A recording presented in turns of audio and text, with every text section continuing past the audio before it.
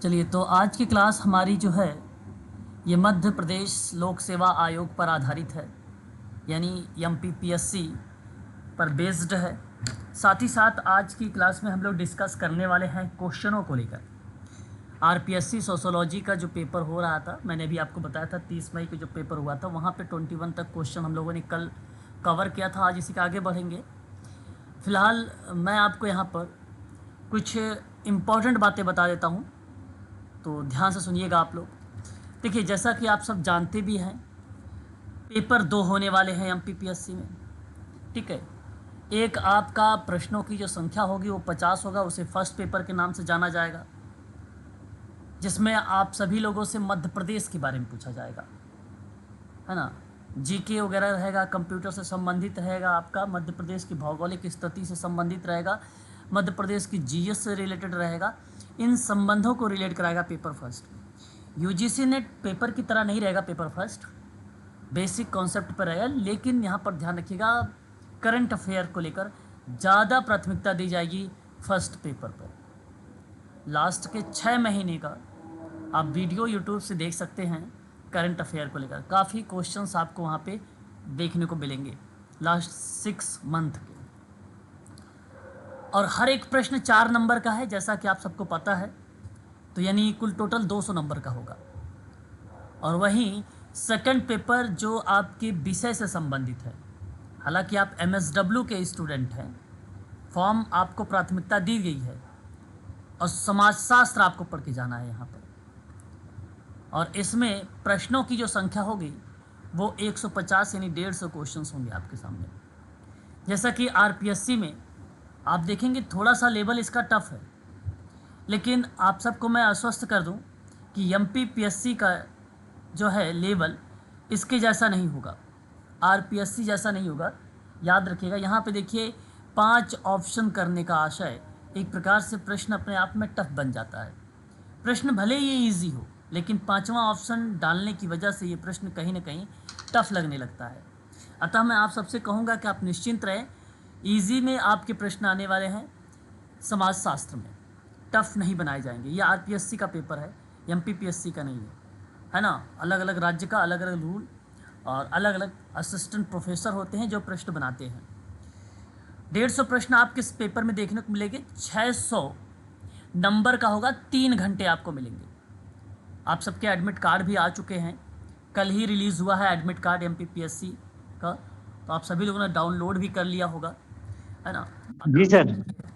हाँ, यहाँ पर देखिए आपके साफ शब्दों में कहा गया है कि ए बी सी डी होंगे, 4 ही विकल्प मिलेंगे, 5वां विकल्प नहीं मिलने वाला है। इसलिए आप सभी लोग अभी से निश्चिंत हो जाइए। 5वां विकल्प देने का आशय यही दर्शाता है एक प्रकार से कि बच्चे जो है बहुत सारे शब्द हो जाना और उनमें अपने आप में कंफ्यूज हो जाना, ये एक मनोवैज्ञानिक दबाव बन जाता है बच्चों के ऊपर। तो 4 ऑप्शन आपको ईजी कर देता है, क्योंकि ये रिधम बना हुआ है आपका काफ़ी समय से पहले, है ना। तो दोनों प्रश्नों में 4 ही विकल्प मिलेंगे, ये बात आप सभी लोगों को पता है। इनमें से आपको एक ही विकल्प का चयन करना होगा, है ना, जो ऑप्शन आपको सही दर्शाता होगा। पहले प्रश्न पत्र में आपको 1 घंटे देने हैं, जिसमें 50 प्रश्न और वस्तुनिष्ठ देखने को मिलेंगे। हालांकि आपको मिल सकता है जिस तरीके से यूजीसी नेट में मिला था, पेपर पहले शुरुआत में फर्स्ट दिया था, बाद में सेकंड पेपर दिया था, इस तरीके का मिल सकता है एमपीपीएससी में भी। और मैं आप एमपीपीएससी के स्टूडेंट से यही कहूँगा कि पेपर आते ही आप सेकंड पेपर के ओएमआर शीट पर भरना शुरू कर दीजिएगा। ठीक है, पेपर सेकंड लगाना स्टार्ट करिएगा शुरुआत से ही। और फिर सर प्रदेश से है जी, गैप रहेगा सर इसमें सर घंटे का। 1 से 1.5 घंटे का बीच में। पहले फर्स्ट पेपर मिलेगा फर्स्ट अच्छा पाली अच्छा, में, फिर सेकंड पाली में सेकंड में। ओके ओके, आप लोगों ने एडमिट कार्ड दिया ही नहीं, इसलिए मुझे लगा कि यूजीसी नेट वाला पैटर्न होगा। चलो कोई बात नहीं, आपको यहाँ पर गैप मिल जाएगा। एक पेपर देने के बाद आप पहले जो है मध्य प्रदेश के पेपर को सॉल्व करो। ठीक है, कोई भी बच्चा अभी जो है एक बार मुझे एडमिट कार्ड भेज देंगे अपना, है ना, पर्सनल नंबर पर मेरे। और उसके बाद अगर मैं बात करता हूँ तो आप देख सकते हैं कि 50 प्रश्न जो है होंगे 1 घंटे के लिए। फिर उसमें भी आपको प्रत्येक प्रश्न में 4 अंक होगा, यह आपको पता है, मैंने अभी बता दिया। द्वितीय प्रश्न में आपको 3 घंटे मिलने वाले हैं, 150 प्रश्न मिलेंगे आपको, 4 अंक आपको दिए जाएंगे उसमें भी। लिखित परीक्षा के बेसिकली मेरिट और दोनों प्रश्न पत्रों के प्राप्तांक को जोड़कर बनाई जाएगी। जिनका हाईएस्ट नंबर होगा उन्हीं को सिलेक्शन दिया जाएगा। पूरी कोशिश करिएगा हर एक प्रश्न पर अपना 100% देने का, हर एक प्रश्न पर 100% देने का। इसका मतलब यही है कि यदि आपने सही तरीके से, यहाँ ज़्यादा प्रश्न विद्वानों से आएंगे, उनके कॉन्सेप्ट, एग्जैक्ट कॉन्सेप्ट पूछने वाला है ना। ऐसा कुछ नहीं आने वाला है कि आपको अप्लाइड बाय कोई प्रश्न लिखा हुआ है उसके मीनिंग के आधार पर समझना, नहीं। यहाँ पे केवल और केवल आपको जो भी प्रश्न मिलेंगे टू द पॉइंट मिलेंगे। दोनों ही प्रश्नों में अगर हम बात करें अलग अलग जो है 40% अंक प्राप्त करना अनिवार्य है। कहने का आशा ये है कि अगर 40% अंक हैं आपके तो आप बेसिकली उस परीक्षा में या आप वहाँ पे जो है क्वालिफाइड है। लेकिन ये नहीं है कि 40% अगर आपने पा गए, एग्ज़ाम में आपके 40% आ गए तो आप पास हो गए, ऐसा नहीं है। ये मिनिमम रखा गया है, एक प्रकार से परसेंटेज अंक होना चाहिए मिनिमम, ठीक है। ये बात ध्यान रखिएगा। बाकी तो कट ऑफ आपका 70 जाएगा, 80 जाएगा, इससे प्लस रहेगा प्रतिशत में, है ना, नीचे नहीं रहने वाला है। तो मध्य प्रदेश के जो SC और ST और OBC और EWS और PH की श्रेणी में जो बच्चे आते हैं उनके परीक्षा में उत्तीर्ण होने हेतु 10% अंकों की छूट भी दी जाएगी। देखिए भाई, काफ़ी फ़ायदा होगा जो मध्य प्रदेश के निवासी हैं उनके लिए, है ना। और फिर कहा है कि यहाँ पर कि प्रत्येक प्रश्न पत्रों में अलग अलग न्यूनतम 30% अंक प्राप्त करना फिर अनिवार्य हो जाएगा। बाकी तो जनरल के लिए 40% कर दिया है, और जो कैटेगरीज हैं यहाँ पे वो 30% में ही क्वालिफाई के रूप में आ जाएंगे, है ना। और भाषा प्रश्न पत्रों को अगर हम बात करते हैं, भाषा संबंध प्रश्न पत्रों को छोड़कर समस्त प्रश्न पत्र हिंदी और अंग्रेजी भाषा में ही होंगे, कोई अदर लैंग्वेज में नहीं होगा, है ना। फिर उसके बाद देखिए क्या कह रहा है आगे। यहाँ पर एक पॉइंट कह रहा है कि साक्षात्कार 100 अंकों का होगा। साक्षात्कार हेतु कोई न्यूनतम उत्तीर्णांक निर्धारित नहीं किया गया है। और कैसे इंटरव्यू होगा ये भी मैं आप लोगों की क्लास में चर्चा करूँगा, पहले पेपर दे के आएंगे तब, है ना। उसके बाद ये साक्षात्कार आपका होगा, ठीक है। और इसमें कोई निर्धारित अंक नहीं दिया गया है, लेकिन उनकी तरफ से 100% का है। उत्तीर्ण कोई मैक्सिमम या कोई मिनिमम ऐसा मार्क्स नहीं डिसाइड किया गया है, ठीक है। OMR सीट होगी, ऑफलाइन पेपर है। बहुत ही ध्यानपूर्वक आप लोगों को उस OMR सीट को फिल करना है। मैं पहले भी आप लोगों को दिखा चुका हूँ, ऑफलाइन परीक्षा आयोजित है ये, ठीक है। आगे हम बात करते हैं यहाँ पर ऐसे प्रश्न जिनका प्राविधिक कुंजी में दिए गए विकल्पों में से गलत उत्तर दिया गया है और विकल्पों में अन्य विकल्प सही है, तब प्रविधि उत्तर कुंजी को संशोधित किया जाएगा। यानी एक बार टेम्परेरी आप सभी के लिए आंसर की जारी की जाएगी, उसके बाद आप क्लेम कर सकते हैं जो प्रश्न आपको लग रहा है कि उसके ऑप्शन गलत आए हुए हैं, और क्लेम करने पर संशोधित किया जाएगा। आपके पास प्रमाण होना चाहिए क्लेम करने के लिए, और उसके बाद आपके नंबर बढ़ा दिए जाएंगे, ठीक है। ये बाद की प्रोसेस है, एग्ज़ाम हो जाने के बाद, आंसर की आने के बाद का प्रोसेस है। प्रश्न पत्र के अनुवाद में भाषा में भिन्नता की स्थिति में केवल हिंदी अनुवाद ही मान्य होगा। मध्य प्रदेश ही एक ऐसा राज्य है जहाँ बेसिकली हिंदी की प्राथमिकता दी जाती है ना। तो आप अगर इंग्लिश में अगर पेपर गलत, क्वेश्चंस गलत आ रहे हैं, ठीक है, तो आपको वहाँ पे हिंदी देखना होगा और हिंदी को प्राथमिकता दी जाएगी। हिंदी वाला यदि सही है तो हिंदी पर ही लगाया जाएगा, वो उस प्रश्न के ऑप्शन मिलेंगे। कभी कभी होता है कि हिंदी में प्रश्न कुछ और आ जाते हैं, इंग्लिश में कुछ और आ जाते हैं। ऐसा हुआ है, एक बार नहीं कई बार हो चुका है, ठीक है। ये प्रमाण भी इसका है। ऐसे प्रश्न जिनका दिए गए विकल्पों में एक से अधिक सही उत्तर है, सभी सही उत्तरों को मान्य किया जाएगा, है ना। सभी सही उत्तरों को मान्य, जैसे एक प्रश्न है उसमें 2 ऑप्शन सही आ गए, तो जो सही वाला ऑप्शन होगा उन्हीं को दोनों ऑप्शन को चूज कर लिया जाएगा। यानी ऑप्शन A और ऑप्शन B दोनों के दोनों विकल्प में रहेंगे आप, ठीक है। यदि आपने C दे दिया, D दे दिया तो गलत रहेगी आप। आसानी से यहाँ पर आप सभी लोग समझ सकते हैं। ये तो बेसिकली मैं आप लोगों को थोड़ा सा वो बता रहा हूँ जो बेसिकली इम्पॉर्टेंट चीज़ों को रिलेट कराता है, ताकि आप परीक्षा में जब भी बैठें तो आप इन सारी चीज़ों से जागरूक रहें। सर जब हम लोगों ने अप्लाई किया था तब उन्होंने बताया था कि क्वेश्चन पेपर ऑनलाइन होंगे, लेकिन अभी ये ऑफलाइन लिख रहे हैं यहाँ पे। नहीं, ये पुराना ही है मैम। अच्छा। ये नहीं नहीं नहीं मैडम, ऑफलाइन का ही बताया था उन्होंने पहले। हाँ, है ना, ये ऑफलाइन का ही था, ऑफलाइन। ऑफलाइन का ही है। एमपीपीएससी का सारे एग्जाम ऑफलाइन होते। जी नहीं, 2017 में सारे पेपर ऑनलाइन हुए थे, मैंने खुद दिया था, इसलिए मैंने पूछा। अच्छा अच्छा अच्छा, कोई नहीं, हो सकता है, लेकिन इस बार का जो पेपर होने वाला है ये ओएमआर सीट पर है, ऑफलाइन का है। हो सकता है इस तरीके का आयोग है, बराबर मॉडिफाई करता रहता है। अभी देखिए हाल ही में यूजीसी ने ऑफलाइन कर दिया, फिर ऑनलाइन हो रहा है ना, ऐसा हो सकता है ना। ठीक। बशर्ते आपको पता होना चाहिए। तो आप इसमें से सभी लोगों से मैं कहूँगा कि ऑफलाइन पेपर है, ऑनलाइन पेपर नहीं है, ये आप सभी लोग आश्वस्त रहिए यहाँ से। अब देखिए ये पेपर प्रश्न में आपको मध्य प्रदेश का इतिहास है, लोकगीत है, त्यौहार है, पर्यटन स्थल है, ये आप याद रखिएगा, है ना, रचनाएं हैं, ये थोड़ा सा करंट को रिलेट कराएगा इसमें। देखिए अब इस समय इसको तो आपको छोड़ देना चाहिए, इस टॉपिक को कवर नहीं करना चाहिए, क्योंकि इसमें कंफ्यूज हो जाएंगे आप, है ना। तो इस वजह से इसको छोड़ दीजिए, बाकी जो चीज़ें आ रही हो आप करिए। मध्य प्रदेश का भूगोल है, ठीक है, मध्य प्रदेश में देखिए राजनीतिक और अर्थशास्त्र दिया गया है उसका। मध्य प्रदेश के अंतर्गत समसामयिक घटनाएं दी गई हैं। मध्य प्रदेश में अगर हम बात करते हैं, देखिए देखो ये आईसीटी है, सूचना संचार प्रौद्योगिकी है। पेपर फर्स्ट में भी आप लोगों ने पढ़ा होगा यूजीसी नेट में आईसीटी, तो ये आपको रिलेट कराएगा, ठीक है। 5 प्रश्न बनेंगे यहाँ से, है ना।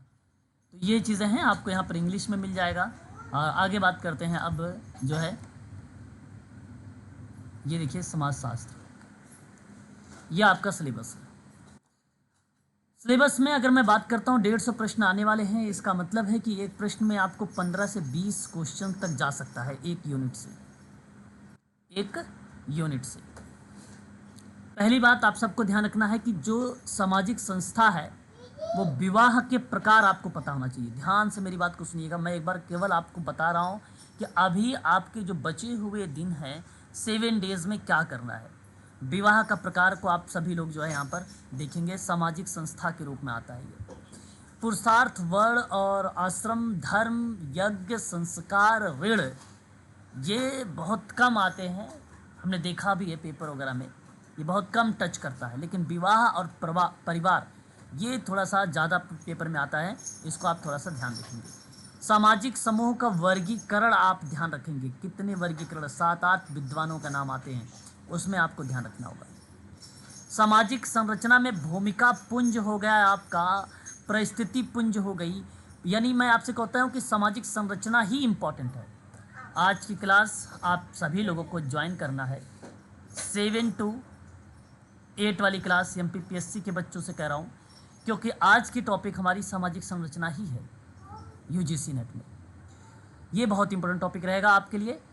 और यहाँ पे अगर हम बात करते हैं समुदाय, संस्था, समिति और जो है संस्कृति को लेकर, मानदंड और वैल्यूज़ को लेकर, ये भी आपको ध्यान में रखना है।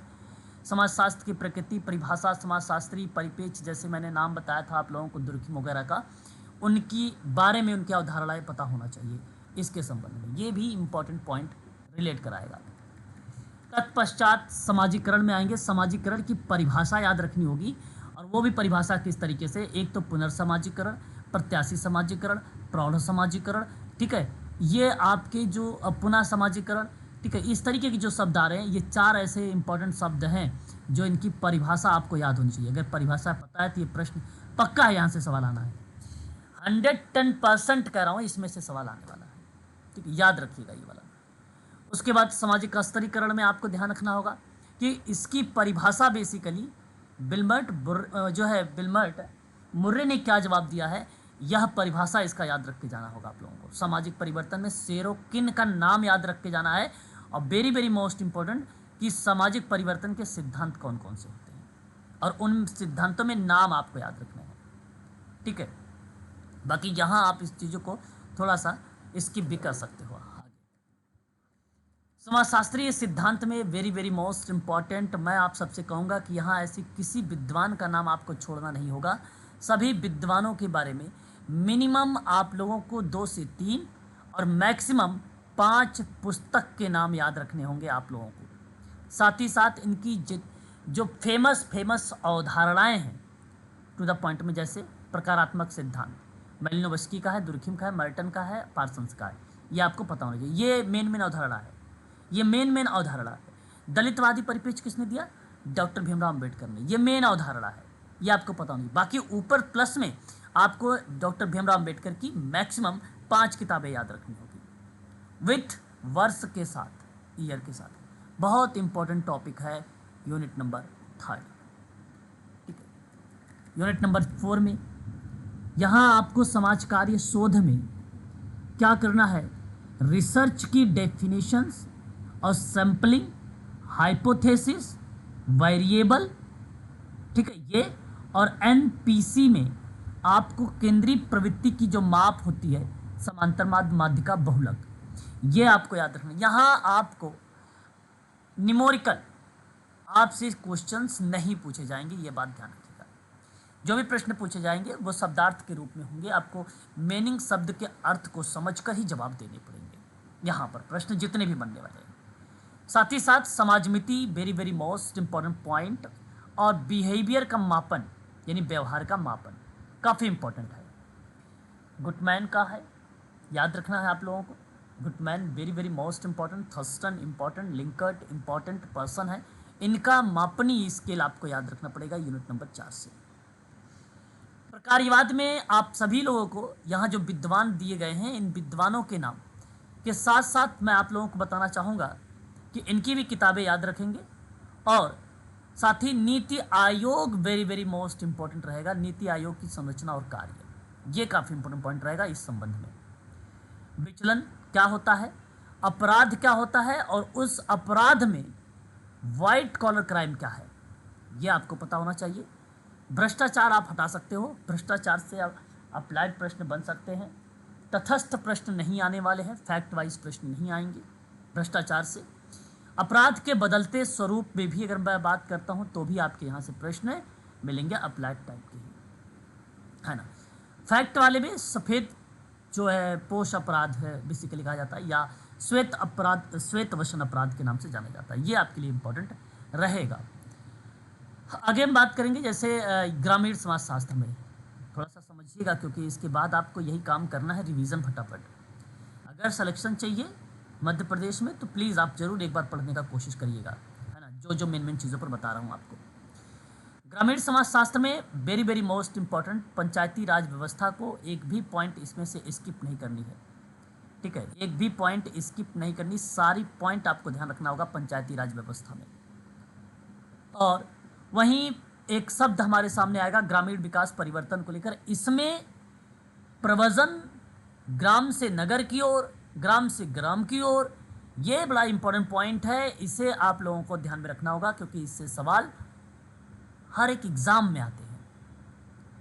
कृषक आंदोलन कौन कौन से हैं ये आपको ध्यान रखने होंगे कृषक आंदोलन के संबंध में, और कृषि संबंधी संस्थाएं, है ना। देखो यहाँ मुझे लग रहा है कि जो इंस्टीट्यूट हैं कृषि के संबंध में, उनके नाम के पूछे जाएगा कि स्थापना कब हुई है, और इसका पूरा नाम भी पूछ सकता, फुल फॉर्म क्या है ना, फुल फॉर्म और संस्था और मुख्यालय, यह आपको बना सकता है। बाकी तो आप आसानी से यहाँ पर ग्रामीण, नगर और कृषक, इनके अध्ययन की प्रक्रिया में एक अवधारणा पता होना चाहिए, परिभाषा, कि भाई ग्रामीण ये होता है, नगर ये होता है, कृषि ये होता है। यदि ये पता है तो यहाँ से प्रश्न बनने वाले जो भी होंगे आप आसानी से टैकल कर लेंगे। मैं बड़े ही आसान शब्दों में आपको बता दे रहा हूँ, लेकिन प्रश्न जब आने वाले हैं कुछ इस तरीके के आसान नहीं होंगे। प्रश्न ग्रामीण समाज को लेकर और नगरीय समाज को लेकर बनाया जाएगा प्रश्न, केवल आपको वहाँ पर समझना पड़ेगा कि ये शब्द नगर की तरफ है या ग्रामीण की तरफ है। जब आप अंतर कर पाओगे ना तो आप आसानी से उस प्रश्न के सही जवाब दे दोगे। तो मैं आपको बता इसलिए रहा हूँ क्योंकि आप अभी थोड़ा सा देख सकते हैं कि इसके में क्या क्या बातें हैं।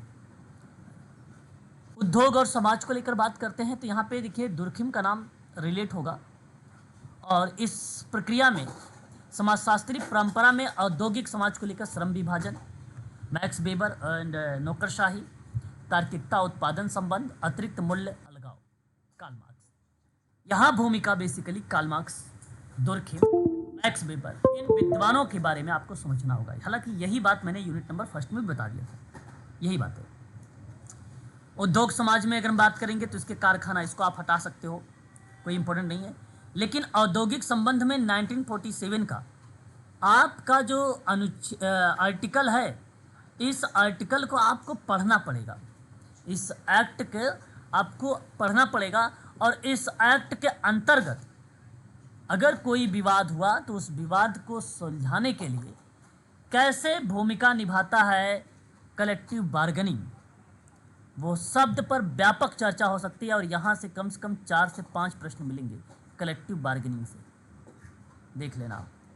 पंच निर्णय, मध्यस्थता, समझौता, श्रम प्रबंधन की बात करना, ये सभी भागीदारी भी इसके अंतर्गत आपको देखने को मिलेगी औद्योगिक संबंध में, तो ये भी इम्पोर्टेंट रहेगा। निजीकरण हो गया आपका, शिक्षा का निजीकरण, यहाँ रिलेट कराएगा आपकी नई शिक्षा नीति 2019 की। तो प्लीज़ आप सभी लोग शिक्षा की जो नीति है कॉपी पर मेंशन कर लीजिए, इसे आप देख लीजिए क्योंकि इम्पोर्टेंट टॉपिक है। सर 2019। हाँ 2019 नई शिक्षा नीति, ये काफ़ी इम्पोर्टेंट रहेगा, इसको भी आप देख लेंगे। भारत का समाजशास्त्र, सॉरी विकास का समाजशास्त्र, भारतीय समाजशास्त्र तो आपको पढ़ना पड़ेगा ही, जीएस घुरई वगैरह का नाम अभी आगे आएगा, बताऊंगा।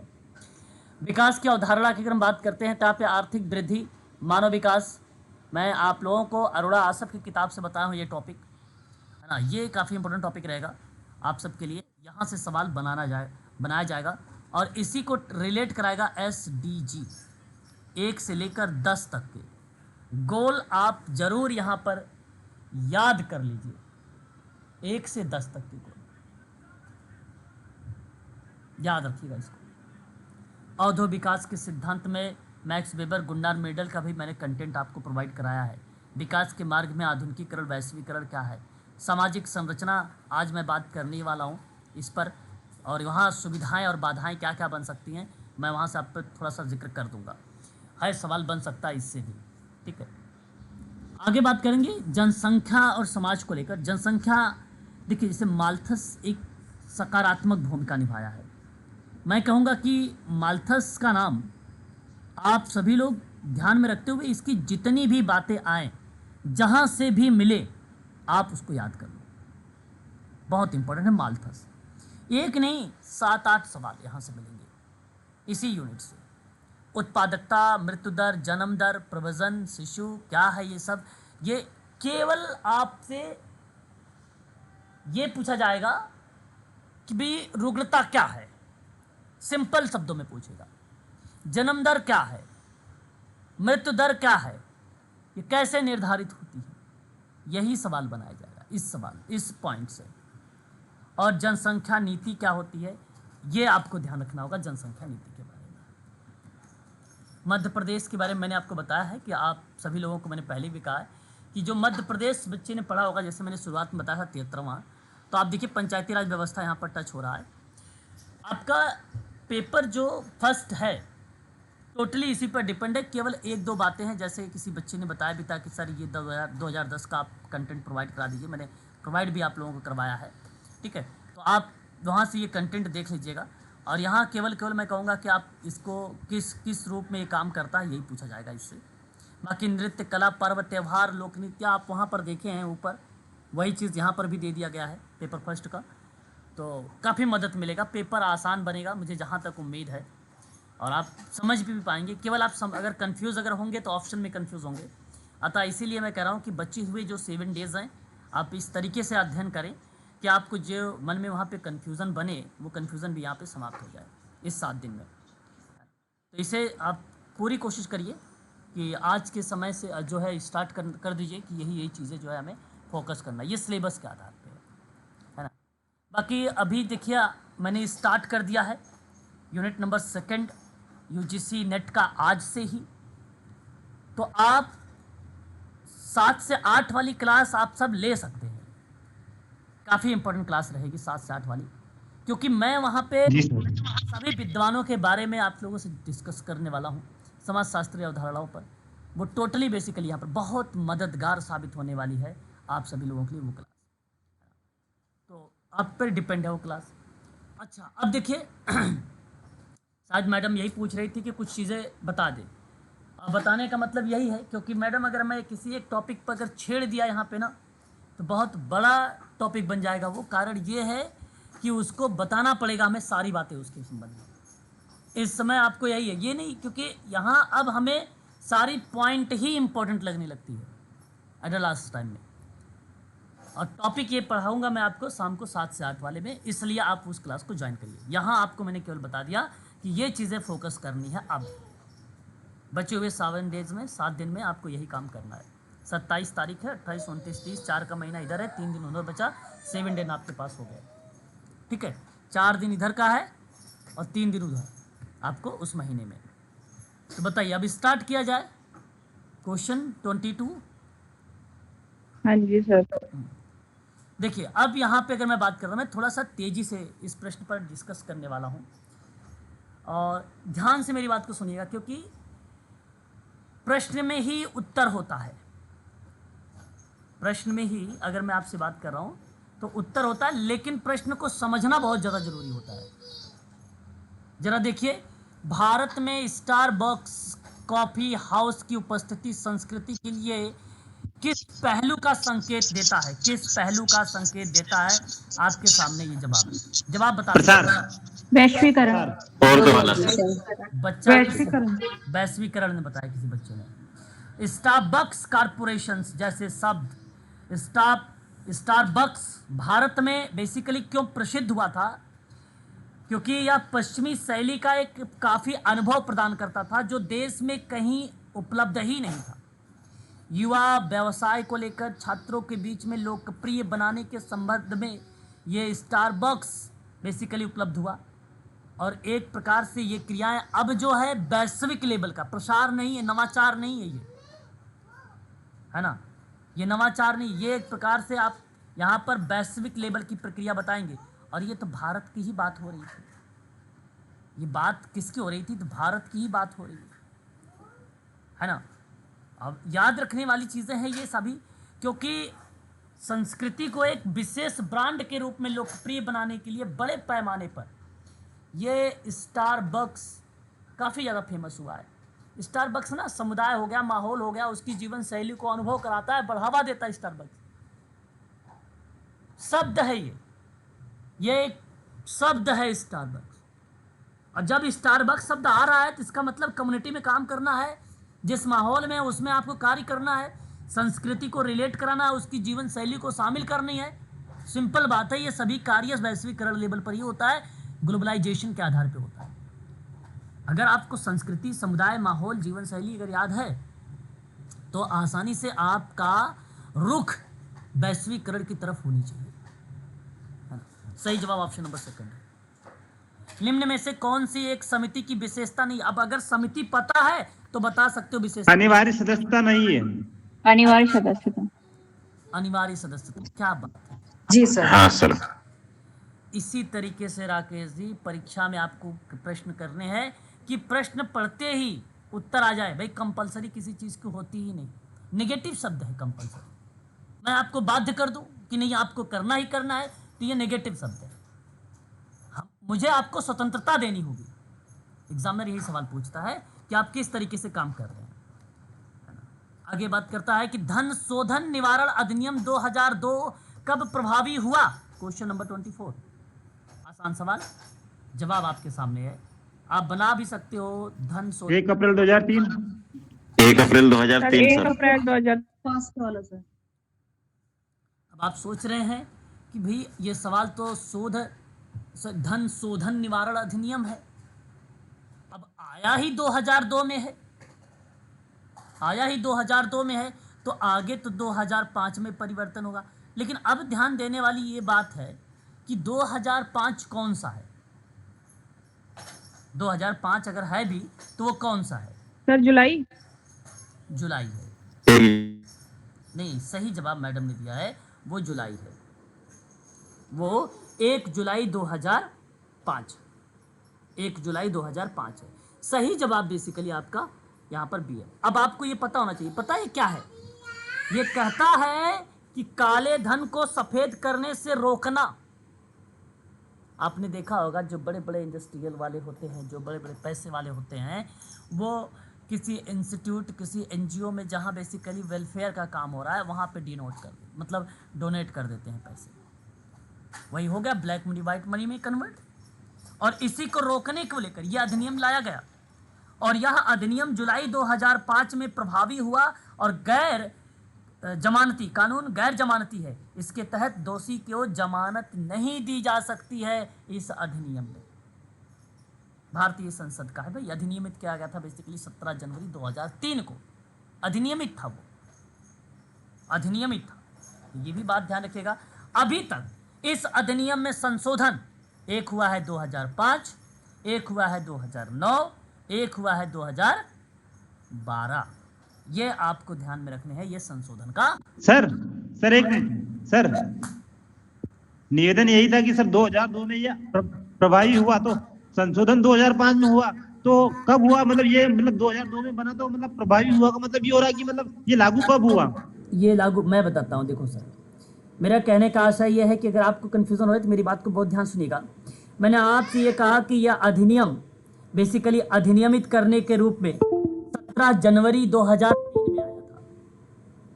17 जनवरी 2000 यह अधिनियमित करने की तिथि बन गई कि भाई ये अधिनियम है, जो बेसिकली धन शोधन निवारण अधिनियम 2002 के नाम से।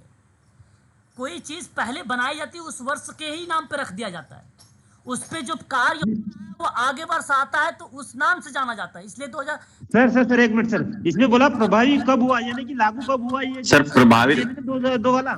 मैं आपको मेरी बात सुनिए, अभी मेरी बात कंप्लीट नहीं हुई है, मेरी बात कंप्लीट नहीं, भी सुनिए। मैंने कहा कि 2002 में ये आया और ये 17 जनवरी 2003 को अधिनियमित हुआ, एक डेट कंफर्म हुई।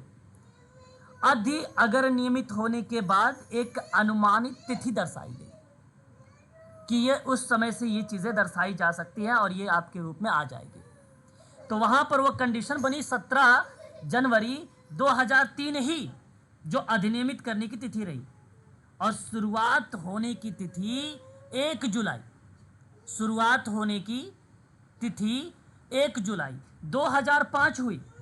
1 जुलाई 2005 शुरुआत होने की तिथि या प्रभावी होने की तिथि दर्शाती है केवल दूसरा ऑप्शन,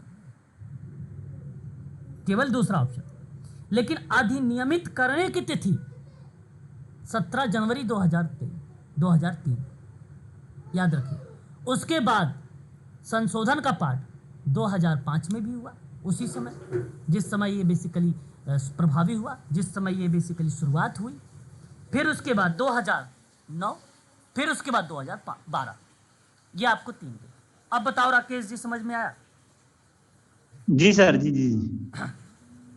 यही बात है, आपको इन्हीं चीज़ों को फोकस करना होगा। आगे बढ़ेंगे।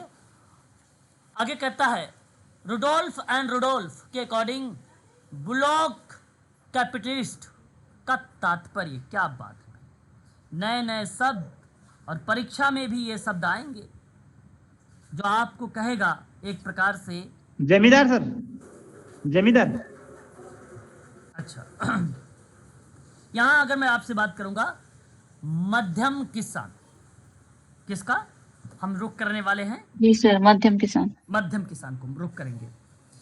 देखिए, भारत में ब्लॉक को बैल कहा जाता है और कैपिटलिस्ट की बात करेंगे तो इसका मतलब बनता है पूंजीपति, यही ना, यही चीज बनता है। तो कहने का आशय मेरा क्या है कि इसका तात्पर्य बताना था। ये टोटली भूमिका किस पे थी? मध्यम किसान के लिए थी। यहाँ जो मीनिंग बताया गया रुडोल्फ के द्वारा, उन्होंने संबोधित किया किसको? मध्यम किसान को। भूजी जो है बड़े भूमि जाति को या पति को लेकर नहीं, जमींदार को लेकर नहीं, ठीक है। साथ ही साथ अगर मैं आपसे बात करता हूँ तो स्वतंत्र किसान के लिए भी नहीं। बुलक या बैल पूंजीपति उन किसानों को कहा जाता है जिनके पास कुछ साधन है पर धनार्थ नहीं है, पर धनार्थ नहीं है। ये डेफिनेशन ही रुडोल्फ का है, यही मेन पॉइंट है। द लास्ट टाइम में आपको ऐसे शब्दों को फोकस करना चाहिए। सही जवाब ऑप्शन ए होगा। ठीक है, क्वेश्चन नंबर 26, निम्नलिखित में से किस चरण में अनुभाविक ज्ञान इंपीरिकल नॉलेज का उपयोग सामाजिक विश्व को समझने और बेहतर समाज बनाने के लिए किया जाता है? 5 ऑप्शन। सर प्रत्यक्षवादी चरण। सर प्रत्यक्षवादी चरण। प्रत्यक्षवादी चरण कह रहे हैं आप? बिल्कुल। मेरा आप सभी लोगों से यही अनुरोध रहेगा कि आप सभी लोग ऑप्शन नंबर पहले का ही चुनाव करें, क्योंकि प्रत्यक्षवादी चरण ही एक प्रकार का ऐसा शब्द है जहां अनुभाविक ज्ञान यानी इसका मतलब इंपीरिकल नॉलेज को रिलेट कराता है। अनुभवजन्य अनुसंधान कभी भी आपको मैं बताऊं अगर आए तो एक तो प्रत्यक्ष और अप्रत्यक्ष शामिल है। ये अनुभवजन्य एक शोध आता है, इंपीरिकल रिसर्च होता है, और इंपीरिकल रिसर्च ना साक्ष्य का उपयोग करता है। ये किसका? बेहतर समाज बनाने के लिए जानते हो क्या करना चाहिए आपको? साक्ष्य। आप बताइए, अगर साक्ष्य नहीं है, सबूत नहीं होंगे तो काम अच्छा हो पाएगा? नहीं हो पाएगा। तो कहने का आशय मेरा यह है कि इसका उपयोग बेसिकली साक्ष्य का उपयोग करके ही अनुसंधान किया जाता है, और प्रत्यक्ष और अप्रत्यक्ष अवलोकन और अनुभव के माध्यम से ज्ञान प्राप्त करने का एक तरीका होता है। ये एक तरीका होता है, ये अप्रत्यक्ष और प्रत्यक्ष अवलोकन और अनुभव के माध्यम से। और सही जवाब बेसिकली ऑप्शन नंबर आपका पहला ही रिलेट कराएगा, क्योंकि प्रत्यक्षवादी चरण है, डायरेक्ट फेस टू फेस बात करना। यही इंपीरिकल नॉलेज। मीनिंग समझिए कि अनुभाविक ज्ञान होता क्या है। अनुभाविक ज्ञान प्रत्यक्ष और अप्रत्यक्ष अनुभव और अवलोकन कहलाता है, और यही शब्द सीधा बताता है प्रत्यक्षवादी चरण को, प्रत्यक्षवादी चरण को, और ये बेहतर समाज को बनाने का प्रयास करता है। सही जवाब ऑप्शन नंबर ए। अगला सवाल, सामान्य व्यवहार सिर्फ ऐसा व्यवहार नहीं है जो मानदंड का उल्लंघन करता है। सामान्य व्यवहार सिर्फ ऐसा व्यवहार नहीं है जो मानदंड का उल्लंघन करता है, या एक ऐसा व्यवहार है जिसका उल्लंघन करता उसकी ओर अभिमुख होकर करता है, और अभिप्रेरित उल्लंघन है। या कथन किसका? देखिए यहाँ तो केवल परिभाषा पूछ लिया, ये आपको बता रहा हूँ मैं, आरपीएससी में था, और एमपीपीएससी में ऐसा कुछ सवाल नहीं बनने वाला है। हाँ बनेंगे, लेकिन ज़्यादा नहीं बनेंगे। यहाँ तो बहुत ज़्यादा बना दिया है पेपर में, इसमें काफ़ी ज़्यादा आया हुआ है। नाम बताइए, एक बार सवाल का जवाब बताइए, मैं जवाब जानना चाहता हूँ। Sir Sutherland. Harvard baker. Sir third. चलिए कोई बात नहीं, आप अपनी राय दे रहे हैं यहाँ पर, और यहाँ सही जवाब मैं कहूँगा कि H.M. जॉनसन का नाम लगाइए। देखिए बी सामान्य व्यवहार, बी सामान्य व्यवहार आपको कहने का आशय यहाँ पर दर्शाता था असामान्य व्यवहार को। आप क्रियाशील और सामाजिक रूप से विचलित व्यवहार से जो प्रतिक्रिया रिप्रेजेंट हो वो असामान्य या विसामान्य व्यवहार है, जो व्यक्तिगत संकट का कारण बन जाता है और स्वयं और दूसरों के लिए संभावित रूप से हानिकारक बन जाता है दूसरों के लिए।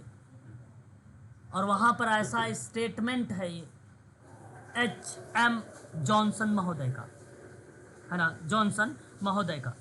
तो हैरी मार्टन जॉनसन बड़े ही फेमस पर्सन हैं, सोशोलॉजिस्ट हैं ये, और इन्होंने सिस्टमैटिक इंट्रोडक्शन का परिचय दिया है। सिस्टमैटिक इंट्रोडक्शन का ज्ञान बेसिकली आप लोगों के बीच में इन्होंने बांटा है, आपके सामने प्रस्तुत किया है H.M. जॉनसन महोदय ने। जो है समाजशास्त्री संचयी के रूप में जाने जाते हैं, और समाजशास्त्र वह विज्ञान है जिसका संबंध सामाजिक संबंधों से है, सामाजिक संबंधों से। जॉनसन का कहना है समाज सामाजिक संबंधों का जाल है, यह कहना मैकाइबर एंड पेज का है। पेज। कार्ल मार्क्स का कहना है कि उत्पादन के तरीके व्याख्या किस पुस्तक में की है? बहुत आसान सवाल, बहुत आसान सवाल। Das Kapital. दास कैपिटल आप बता रहे हैं। यहाँ दास कैपिटल शब्द बेसिकली एक प्रकार से निर्धनता को दूर करने के संबंध में बताया, उत्पादन प्रोडक्शन जैसी चीज़ें रिलेट नहीं हुई। लेकिन अगर मैं आप सबसे कहना चाहूँगा कि आप सेकंड वाला। To the critic of political economic की बात अगर हम लोग करते हैं, क्योंकि इकोनॉमिक क्या होता है, आर्थिक चीजें होती हैं, और आर्थिक कहाँ रिलेट करता है हमारे सामने, उत्पादन को, इकोनॉमी। बिल्कुल इकोनॉमिक। तो आर्थिक चीजें यहाँ पे अगर मैं आप सबसे कहूँगा तो आप सभी लोग इस प्रश्न का झुकाव जब भी करेंगे कि भाई उत्पादन जैसा, उत्पाद जैसे शब्द रिलेट हो रहे हैं, तो मैं आप सभी से कहना उचित समझूंगा कि इसी ऑप्शन का चुनाव करिएगा, और वो ऑप्शन आपको रिलेट कराएंगे कार्ल मार्क्स में। राजनीतिक अर्थव्यवस्था पर इन्हीं ने चर्चा पर चर्चा किया है। एक राजनीतिक इकोनॉमी आती है, पॉलिटिकल केवल इकोनॉमी आती है, कंट्रीब्यूशंस नहीं लिखा होता वहां पर। जॉन स्टुअर्ट मिल का नाम आता है, और उस किताब में राजनीतिक अर्थव्यवस्था का सिद्धांत दिया था 1848 में। जॉन स्टुअर्ट मिल 1848 राजनीतिक अर्थव्यवस्था का सिद्धांत दिया था इसने। बाकी तो यहाँ पर उत्पादन की बात की व्याख्या जो है इसी किताब में किया गया, contribution to the critic of political economy, है ना, ये बात ध्यान। पीओ, ठीक है, यहाँ पे देखो, पियरे बोर्दियो के अकॉर्डिंग कहा गया कि कौन सा तत्व विशेष प्रकार के पर्यावरण जैसे वर्गीय स्थिति की अस्तित्व विशेषता की भौतिक स्थितियां की निर्णायक इकाइयों वाली संरचनाओं से उत्पादित होता है। यहाँ हैबिट्स। आपने हैबिट्स। नए विद्वान का नाम और देख रहे हैं इस प्रश्न में, और मैं आप लोगों से फर्स्ट सर। कहूँगा कि ऑप्शन नंबर आप फर्स्ट को ही लगाएं, हाइबिटस आपने अगर जवाब दिया है तो सही जवाब दिया है आपने, है ना। हाइबिटस बोर्डियो, यहाँ पर देखो पियरे जो नाम आ रहा है बोर्डियो का, इन्हें ही बोला जाता है हाइबिटस की अवधारणा। बार्डियो नाम, बार्डियो इस तरीके से भी लिखा रहेगा, बार्डियो ऐसे भी लिखा रहेगा, और बोर्डियो होगा। ये अवधारणा हाइबिटस की किसने दिया है, बताइए, बोलिए। सर इन्हीं ने दिया है। नाम पियरे बोर्डियो। हाँ, पियरे बोर्डियो। बोर्डियो। हाँ, इनकी किताब आपको पता होना चाहिए, कौन सी किताब में दिया है, the outline of a theory of practice. ये इस पुस्तक में हाइबिटस शब्द को संबोधित किया गया है। मैं आप सबसे कहूँगा ये किताब आप सब के लिए इम्पोर्टेंट रहेगी। और ये किताब आई कब, सन 1972 में आई। ये अवधारणा पियरे ने दिया कब, 1972 में दिया। समाजशास्त्र की नींव पर एक सैद्धांतिक पाठ की मान्यता देने वाला अगर पर्सन था तो वो बेसिकली बोर्डियो था, और अस्तित्व की विशेषता की भौतिक स्थितियों पर संरचनाओं से उत्पादित जैसी क्रियाओं को रिलेट करते हुए एक पर्यावरण शब्द को संबोधित किया, नाम बोर्डियो। शब्द बोला क्या, हाइबिटस। अब इसको समझो, इसका उपयोग बेसिकली हुआ कहाँ। हाइबिटस की अवधारणा का उपयोग किया गया, इन्होंने इसी अवधारणा का उपयोग यह समझाने के लिए किया कि लोग अन्य मनुष्यों के साथ बातचीत करने के लिए रणनीति कैसे विकसित करते हैं। फिर से सुनो, लोग अन्य मनुष्यों के साथ बातचीत करने के लिए रणनीति कैसे विकसित करते हैं। इसी हाइबिटस शब्द का मूल रूप से लैटिन शब्दों में कहा गया कि जो शरीर की एक असभ्य स्थिति है या उपस्थिति को संदर्भित करता है, उसकी करंट लेवल को, उपस्थिति मतलब करंट लेवल को, उसकी करंट लेवल को यहाँ पे क्या कर रहा है, उपस्थित करता है। तो उसी संदर्भ में बोर्डियो की समझ बेसिकली समाज के कई क्षेत्रों में बनी, जहाँ राजनीतिक और आर्थिक क्षेत्रों को रिलेट करते हुए नौकरशाही और कला में व्यवहार का एक जटिल समूह को शामिल करते हुए इन्होंने संबोधित किया। और यही हैबिटस एक शब्द है, हैबिटस। क्वेश्चन नंबर 30, निम्न में से किन दो सिद्धांत जो गैर तार्किक सिद्धांत के रूप में है और उसी के मध्य विल्फ्रेड पैरेटो के अंतर स्थापित किए गए हैं? जवाब आपको बताना है। क्वेश्चन नंबर 30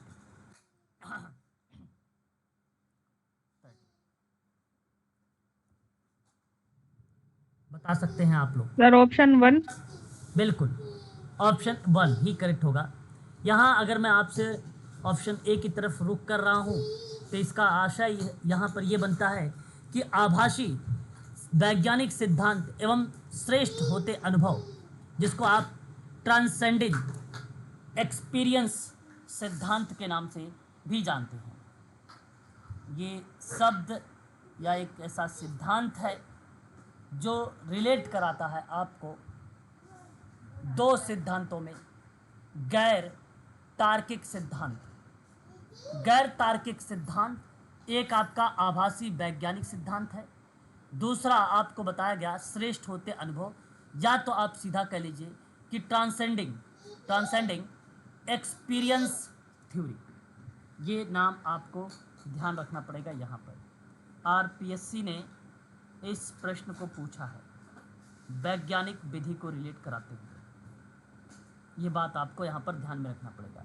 आभासी वैज्ञानिक सिद्धांत, क्या बोला विल्फ्रेड पैरेटो ने इसमें, इसकी क्या भूमिकाएं थी?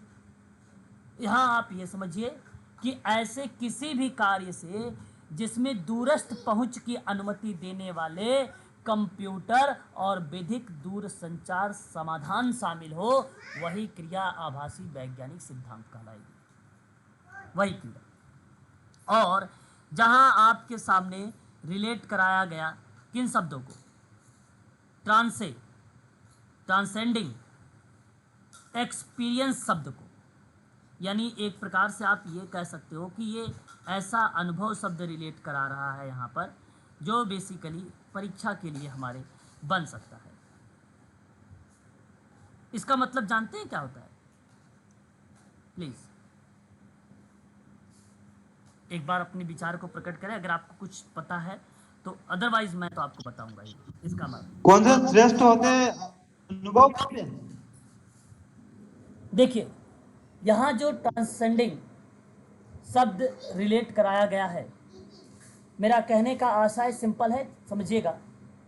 ये जो शब्द आप देख रहे हैं ना, लैटिन शब्द है ये लैटिन शब्द है और ट्रांसेंडेरे शब्द से रिलेट कराएगा।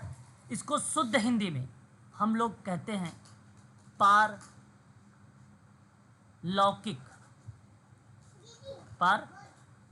बोलते हैं। पारलौकिक अनुभव बेसिकली परे जाने को बताता है, एक अलौकिक असामान्य को बताता है, आनंदमय अवधि को शामिल करता है यह शब्द, है ना। जहां बेसिकली ऐसे शब्द आपके सामने प्रस्तुत होते हैं। मेरे कहने का आशय इस प्रश्न के संदर्भ में आप लोगों को इन्हीं शब्दों को रिलेट करते हुए अपने विचारों को प्रकट करना पड़ेगा। जो दो सिद्धांत बेसिकली इन्होंने बताया है तार्किक सिद्धांतों के आधार पर, वो भी गैर तार्किक सिद्धांतों के आधार पर। निम्नलिखित में से किस सामंजस्य की विधि सांस्कृतिक लक्ष्यों की स्वीकृति किया गया और संस्थागत साधनों को अस्वीकृत कर दिया गया? तो नवाचार बन गया कि प्रत्यावर्तन बन गया, विद्रोही या संस्कारिता, या इनमें से कोई नहीं? जवाब आपको बताने हैं। प्लीज इसका सही ऑप्शन क्या होना चाहिए? क्वेश्चन नंबर नवाचार। सर नवाचार। नवाचार बन जाएगा बिल्कुल, क्योंकि आपने क्या किया कि सामंजस्य विधि को सांस्कृतिक लक्ष्यों की स्वीकृति किया है और संस्थागत साधनों का अस्वीकृत किया है, तो इसका मतलब बनता है एक प्रकार से आपने यहाँ पर नवाचार की तरफ रुख कर रहे हैं। सही जवाब बेसिकली ऑप्शन नंबर पहला ही जाएगा। एल्विन डब्ल्यू गाउल्डनर के विचारों ने निम्न में से कौन सा पश्चिमी समाजशास्त्र के अंतर्राष्ट्रीय विकास का मुख्य दौर यानी पीरियड गलत है?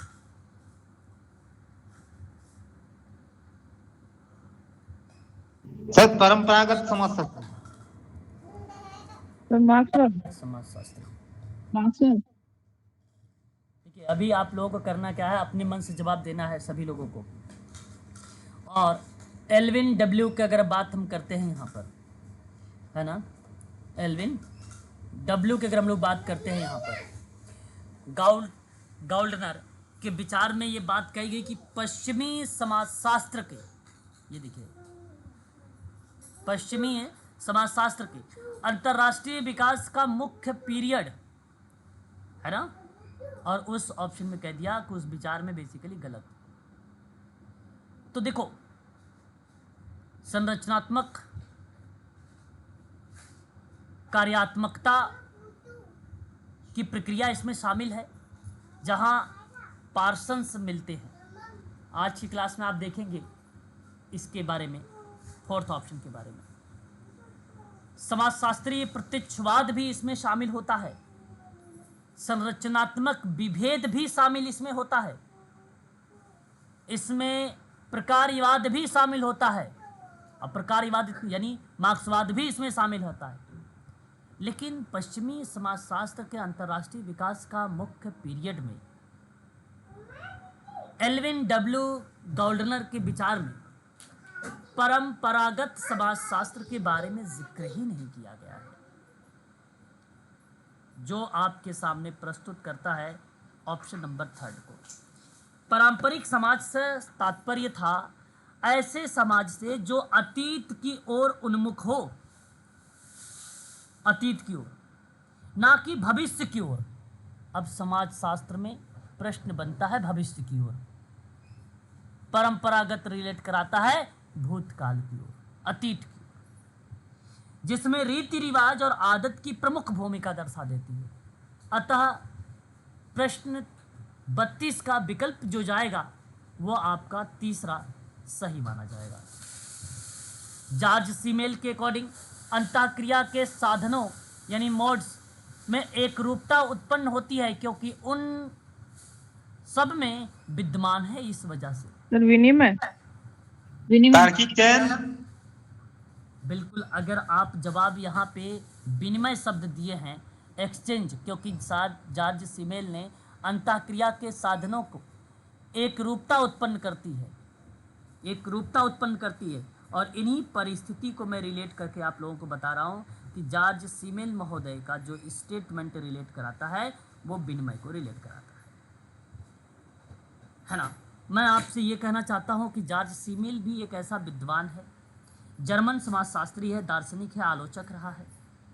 जहाँ सीमेल समाजशास्त्र के क्षेत्र में प्रभावशाली थे, जर्मन समाजशास्त्रियों की पहली पीढ़ी में से एक माने जाते हैं, ये ऐसे विद्वान है ये जॉर्ज सीमेल महोदय।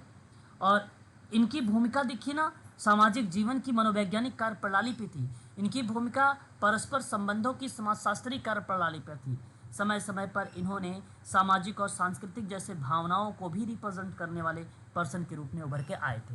अतः विनिमय शब्द आता है, एक्सचेंज शब्द आता है, लेन देन जैसे शब्द रिप्रेजेंट होता है इनके परिभाषा में, है ना, इनकी परिभाषा में।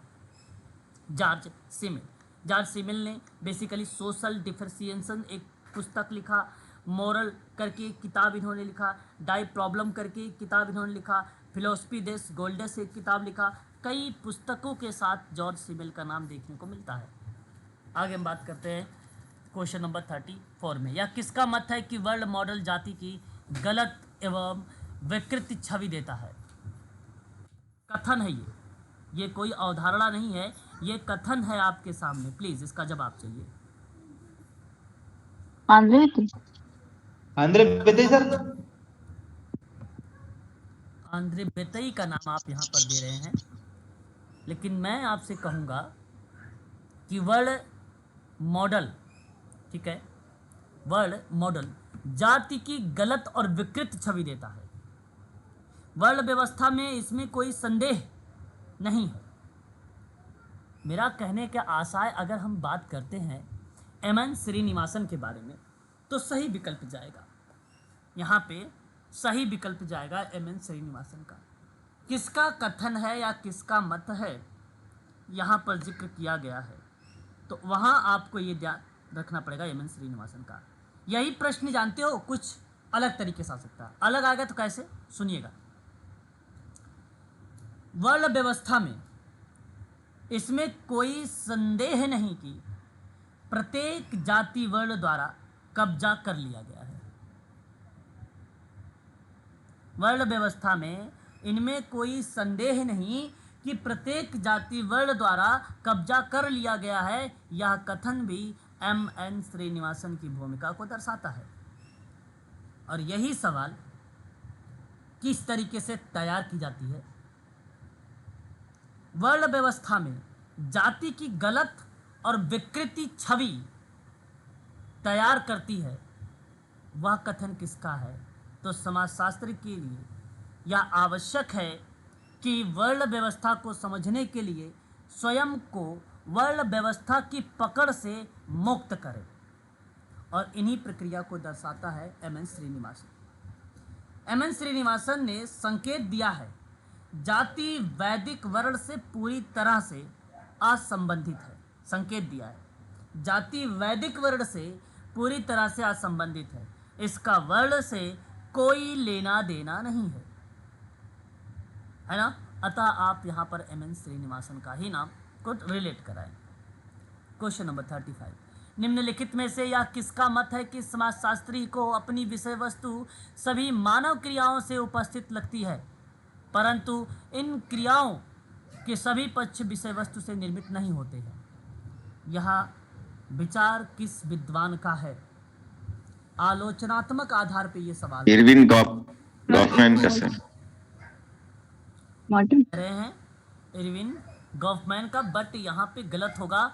पीटर एल बर्जर का नाम, किसका नाम आएगा? पीटर एल बर्जर का नाम आएगा। सवाल आपके सामने ये प्रस्तुत है और कह रहा है आपसे कि समाजशास्त्री को अपनी विषय वस्तु सभी मानव क्रियाओं में उपस्थिति लगती है, परंतु इन क्रियाओं के सभी पक्ष विषय वस्तु में निर्मित नहीं करते हैं। अतः मैं आप सभी से कहूँगा कि इस प्रश्न में पीटर एल बर्जर का नाम आप लगाइए। अमेरिकन समाजशास्त्री हैं ये, ऑस्ट्रेलियन बेसिकली माने जाते हैं, और इनकी भूमिका अगर मैं आपसे बात करता हूँ तो धर्म के समाजशास्त्र में मिलेगा, बर्जर का ज्ञान के समाजशास्त्र में मिलेगा, आधुनिकीकरण के अध्ययन में मिलेगा, समाजशास्त्रीय सिद्धांत में मिलेगा। इनका सैद्धांतिक जो है योगदान पीटर लुडविन बर्गर या बर्जर का नाम हमें देखने को मिलता है इनके संदर्भ में। तो मैं आप सबसे कहूँगा ये बात बहुत इंपॉर्टेंट है, इसको आप लोगों को ध्यान भी रखना पड़ेगा। इनका काम जानते हैं, वास्तविकता का सामाजिक निर्माण करते हैं। ये सन 1966 में 1966 में वास्तविकता का सामाजिक निर्माण किया। समाजशास्त्र के लिए निमंत्रण एक मानवतावादी परिप्रेक्ष्य को दर्शाया 1963 में, और स्वर्ग दूतों की अफवाह जो आधुनिक समाज और अलौकिक पुनर्खोज की बात किया सन 1969 में। ठीक है, तो ये तीन ऐसी अवधारणाएं भी पीटर एल बर्जर का नाम आता है। तीनों की तीनों परीक्षा के दृष्टिकोण से इम्पोर्टेंट है। धर्म और समाज पर इन्होंने काफ़ी चीज़ों को जिक्र किया भी है। सही जवाब ऑप्शन नंबर अगर आपको बात करेंगे तो थर्ड वाला।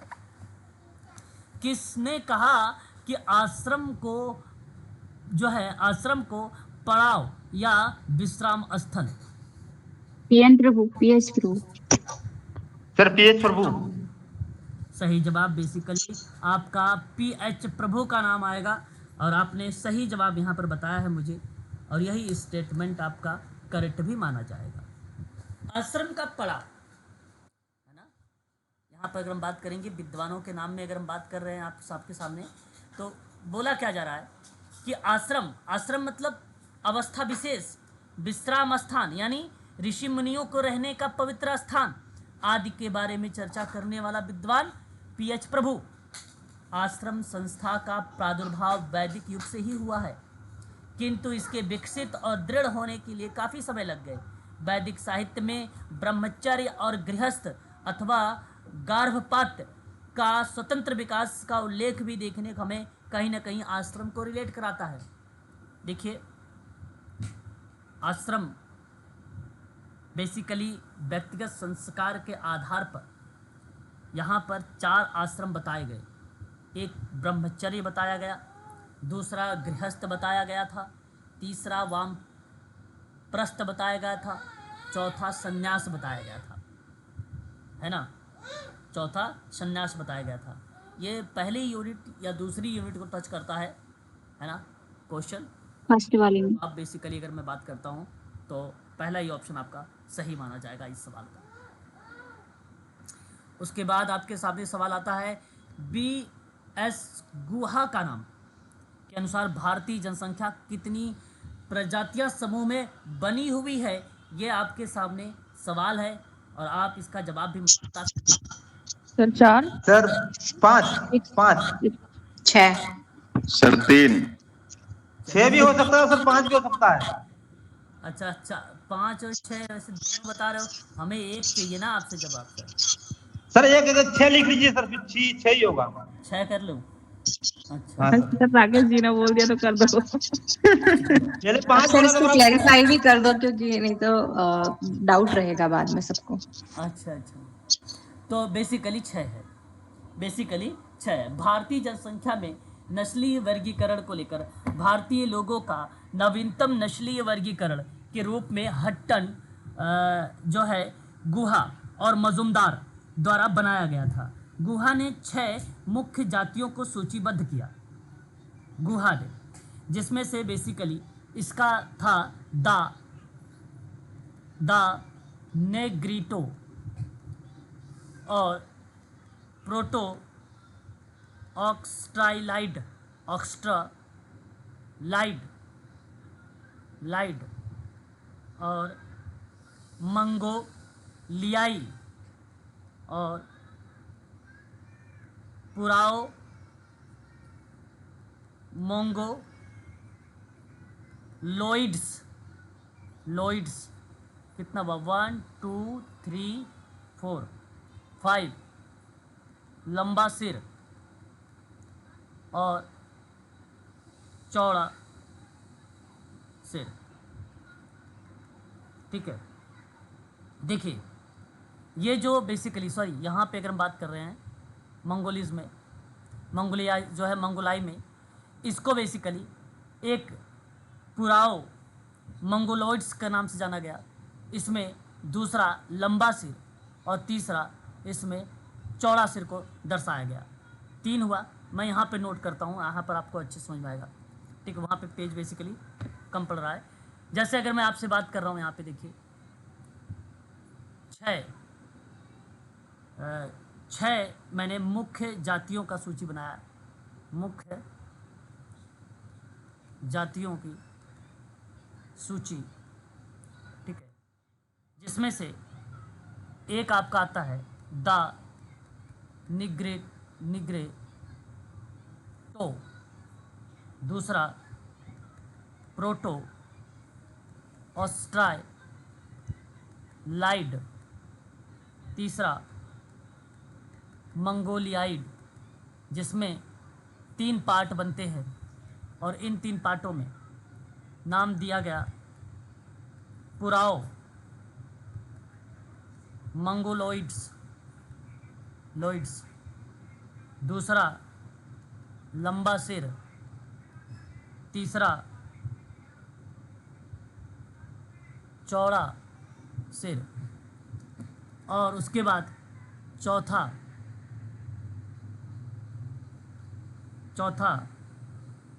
बेसिकली भूमध्य सागर को रिलेट कराया, भूमध्य सागर को। इसमें पुराओ भूमध्य रेखी या भूमध्य सागरी कहिए, रेखी ना कह के सागरी कहिए, भूमध्य सागरी और आभ्यंतरिक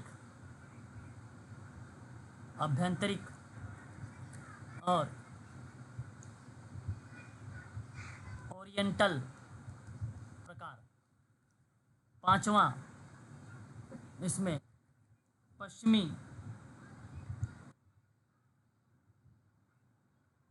लघु सिरिस्क,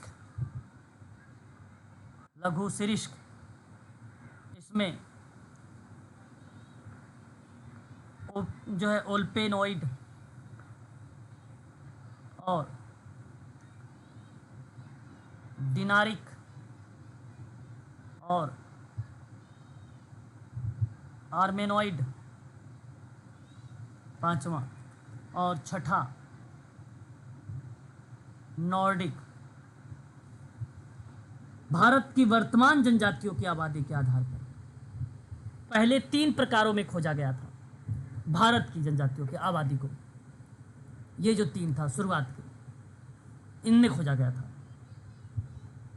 भारत के, ठीक है, वर्तमान जनजाति की आबादियों के पूर्वजों के मुख्य रूप से पहले 3 प्रकारों में खोजा गया पूर्वजों को। सर स्क्रीन नहीं दिखाई दे रही सर। हाँ, तो ये आपको ध्यान रखना होगा। स्क्रीन दिखाई नहीं दे रही है क्या? विजिबल है सर, ओके, तो दिख रही है। हाँ, यहाँ पर आपको ये 6 प्रकार बेसिकली देखने को मिलता है। अब देखिए, इसमें मैंने कई शब्दों को जिक्र किया। मंगोलाइज में नस्लीय टॉस का संबंध था। पूर्वोत्तर भारत के अधिकांश जो जनजातियां थी उनमें नस्ली प्रकार शामिल किए गए। सर एक बार स्लाइड वापस दिखा दो सर। अरे भाई, स्लाइड तो ओपन दिख रही ना? हाँ सर दिख रही है, वो आप वापस फिर दिखा से दो। ज्वाइन हो जाइए ना, फिर से ज्वाइन हो जाइए। तो यहाँ मंगोलोज जो है, मंगोलियाई में बेसिकली नस्ली प्रकार को शामिल किया गया। पीली त्वचा का रंग, ठीक है, सीधे और काले बाल वाले, सपाट वाले, ठीक है, इस तरीके के लोगों को बेसिकली शामिल किया गया इसमें, ठीक है। सर 5वां 6ठा दिख।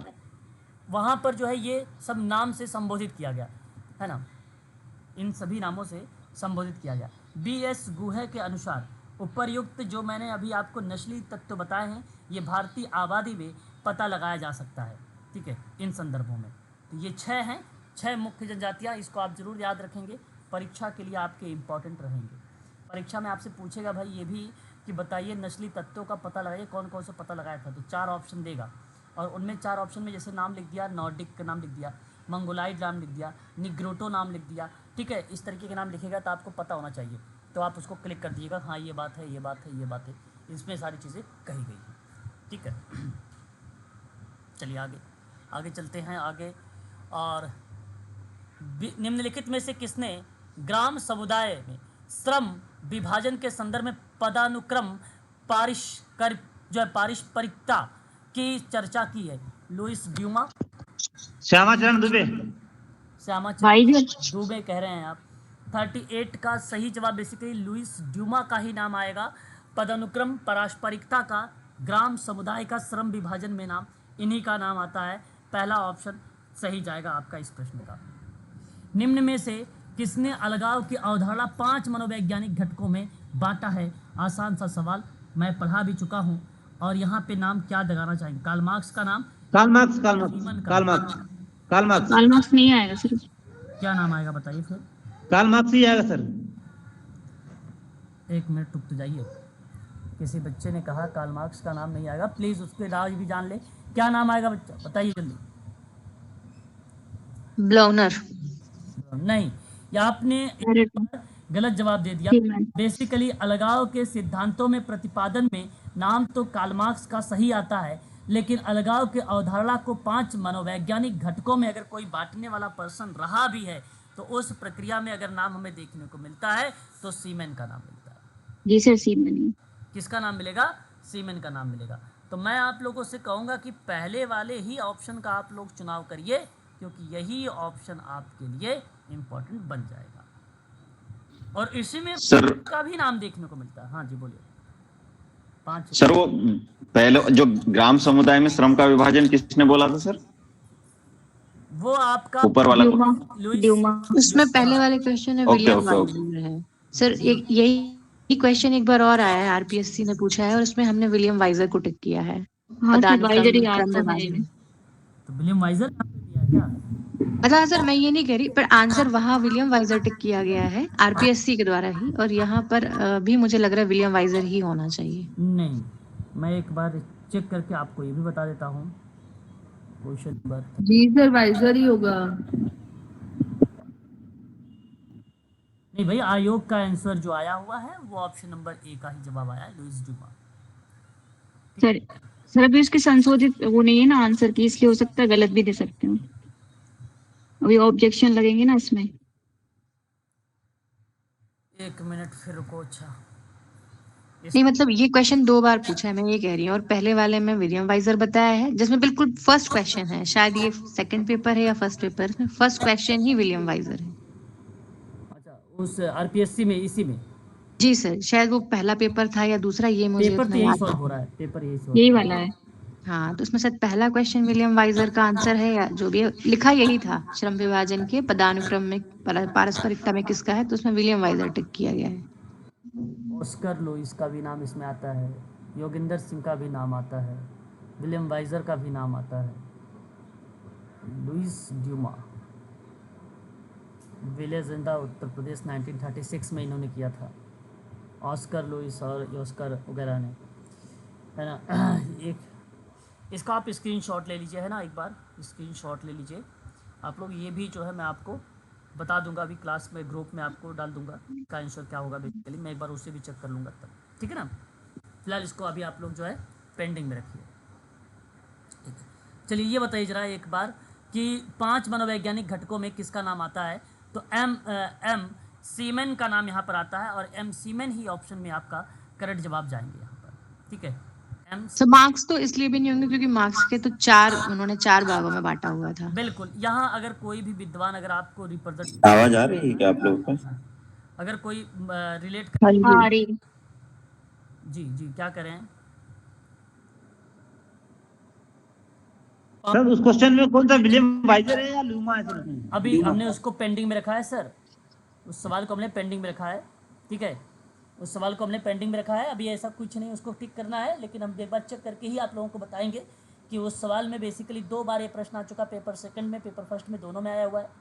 अतः आप लोगों से मैं यही कहूँगा कि अभी आप इस पर बने रहिए, मैं अभी आज शाम तक मैं आपको क्लियर करके आपको शेयर कर दूँगा, ठीक है। तो यहाँ बेसिकली ऑप्शन जाएगा जो है आपका, जो है पहला वाला। एक क्वेश्चन लास्ट कर लीजिए, पितृसत्ता वह रूप है जिनमें पितृसत्ता वर्ग और उत्पादक संबंधों के माध्यम से संचालित होती है, डैश मतलब संचालित होती है, क्या कहलाता है? 4 ऑप्शन पूंजीवादी। आपके सामने, और इसका सही जवाब बेसिकली आपने कह रहे हैं कि वर्ग आधारित पितृसत्ता।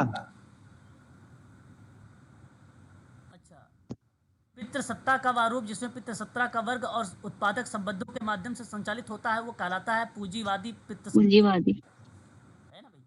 वही डेफिनेशन है, परिभाषा है केवल, और सही परिभाषा बेसिकली ऑप्शन नंबर 3 है यहाँ पर, ठीक है। ये देखिए कुछ प्रश्न थे जो मैंने भी आपको करवाए हैं, बाकी आगे क्वेश्चन हम लोग कल करेंगे, ठीक है। कल संडे, कल क्लास ऑफ नहीं रहेगी आप लोगों की, ठीक है।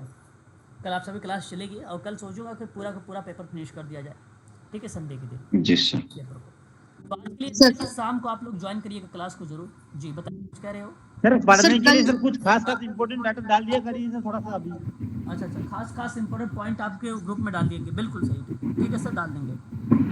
सर संडे है तो कल आप जल्दी क्लास लेंगे क्या, थोड़ा सा बता दे तो। 12 बजे के बाद ही क्लास लूँगा, जब भी लूँगा मैं। अच्छा 12 बजे, 12 ठीक बजे है। के बाद, ठीक है, ठीक है, ओके। Thank you sir.